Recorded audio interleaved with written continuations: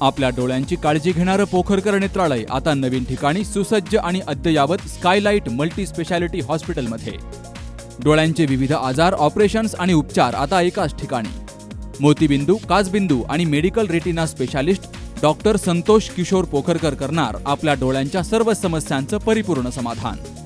ठिकाण skylight multi speciality hospital, देवाचा मळा, बालाजी अपार्टमेंट जवळ, संगमनेर.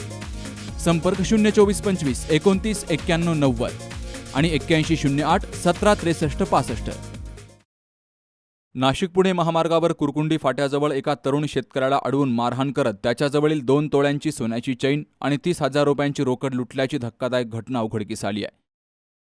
तर या प्रकरणी घारगाव पोलीस ठाण्यामध्ये स्वयंघोषित पत्रकार आणि 2 निष्पन्न आरोपींसह 3 अनोळखी इसमांविरोधात गंभीर कलमान्वये गुन्हा दाखल केला गेलाय. विजय सदाशिव पावसे, वय वर्ष 30, राहणार हिवरगाव, पावसा तालुका, संगमनेर यांनी या प्रकरणी फिर्याद दाखल केली आहे. पावसे हे आपल्या मालवाहू गाडीतून फुले विक्रीसाठी घेऊन जात असताना ही घटना घडली आहे. 24 एप्रिलला सायंकाळी 5:30च्या सुमारास लक्ष्मी हॉटेलजवळ 2 जण रस्त्यानं चालले होते.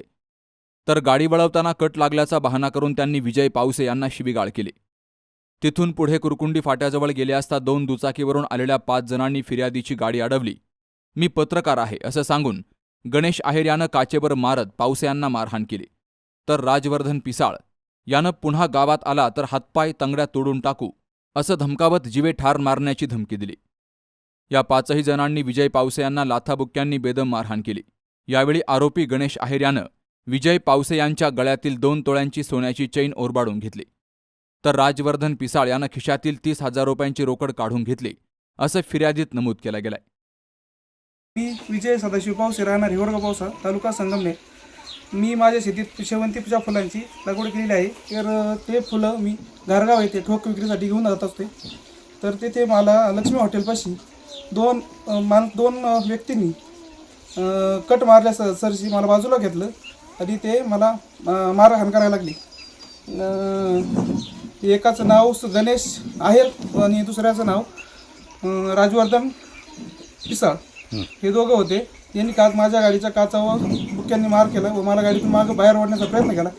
परंतु मी गाडीतून तिथून पळ काढण्याचा प्रयत्न केला. तिथून पुढे जात असता गेल्यानंतर मला त्यांनी 2-3 टू व्हीलर आल्या, 5-6 जण आले. ते मला आडवी मारल्या, गाडी साईडला घेतली. परत मला झुल मारण्याचा प्रयत्न केला त्यांनी. आणि तो गणेश आहे तो स्वतः म्हणत होता की मी पत्रकार आहे, मी तुझ्या जीवाचं काही करू शकतो, तुला मी काही करू शकतो, तू मला ओळखत नाही. आणि मला बेदम मारहाण करून मला ते बाबळीच्या झाडाखाली लुटून त्यांनी माझ्या गळ्यातली 2 तोळ्याची चेन काढून घेतली व खिशात शेवंतीच्या फुलाची पट्टी, 30,000 रुपये कॅश रक्कम ही पण त्यांनी तिथं काढून घेतली. मला बेदम मारहाण केली व अंधार पडल्यानंतर ते बाकीचे पण अज्ञात माणसं होती 4-5 जण, ते पण मारत होते. आणि मग तिथून त्यांनी बाकीच्यांनी पळ काढला. मी हे झाल्यानंतर तो गणेश आहेर नावाचा व्यक्ती मला दमदाटी करत होता. तो मला म्हणायचा का मी पत्रकार आहे आणि तुझं मी काही करू शकतो.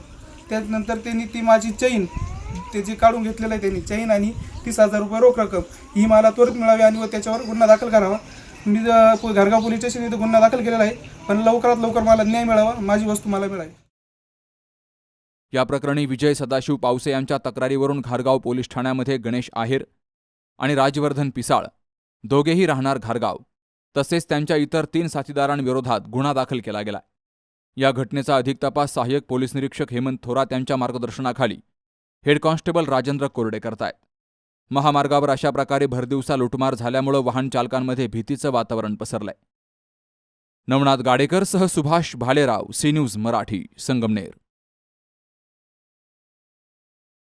सुनबाई, आजही चहा काल सारखाच बनव. अगं, कोणती नवीन चहापत्ती आणली आहेस का? काय ग, कालच्या चहाचं रहस्य काय आहे? प्रत्येक चांगल्या चहासाठी आवश्यक आहे राजहंस दूध. चहापत्ती तीच, फक्त दूध नवीन. तुम्ही फक्त दूध बदला. राजहंस दूध आणा आणि असा मस्त चहा बनवा.